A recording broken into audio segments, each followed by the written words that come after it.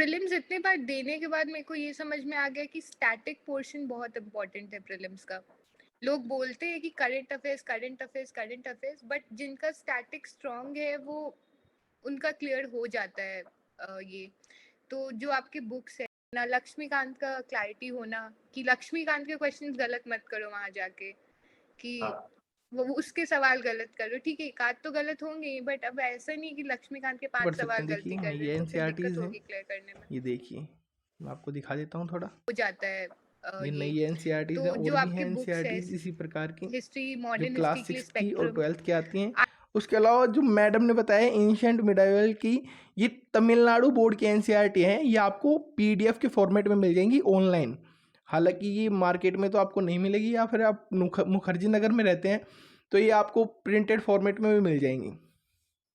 उसके अलावा modern history के लिए सब कोई सजेस्ट करता है स्पेक्ट्रम। तो ये दो चीज़ें हैं, लक्ष्मीकांत सबको पढ़नी है, स्पेक्ट्रम सबको पढ़नी है। जितने भी टॉपर्स ने आज तक सजेशन दिया है उन्होंने लक्ष्मीकांत और स्पेक्ट्रम का सजेशन उन्होंने लक्ष्मीकांत और स्पेक्ट्रम का सजेशन जरूर दिया है। बाकी ज्योग्राफी के एनसीईआरटीज, ज्योग्राफी के लिए सभी ने एनसीईआरटीज बताई है, क्लास 6 से लेकर 12th तक की, और जिनकी थोड़ी ज्योग्राफी अच्छी है वो 11th और 12th क्लास की एनसीईआरटी पढ़ सकते हैं। इकोनॉमिक्स ज़्यादा नहीं पढ़े क्योंकि ऑप्शनल था, थोड़ा बहुत पढ़े। यही जो स्टैटिक बुक है उसको मतलब लिटरली वो एकदम स्ट्रांग होना चाहिए, उसके क्वेश्चंस वहाँ पे जाके गलत नहीं करने हैं। इकोनॉमिक्स के बहुत सवाल आते हैं, लगभग 20 क्वेश्चंस आते हैं, तो उसका कॉन्सेप्चुअल क्लैरिटी।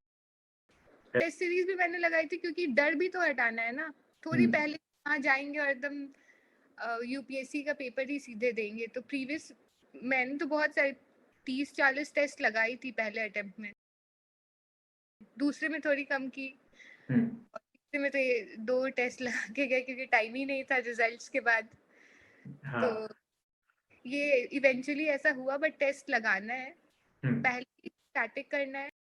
चैट जीपीटी भी बहुत अच्छे तरीके से चल रहा है, तो पीवाईक्यूज फॉर्मेटिंग करनी है या फिर किसी तरीके से आपको पढ़ना है, अच्छे तरीके से चैट जीपीटी का आप यूज़ कर सकते हैं।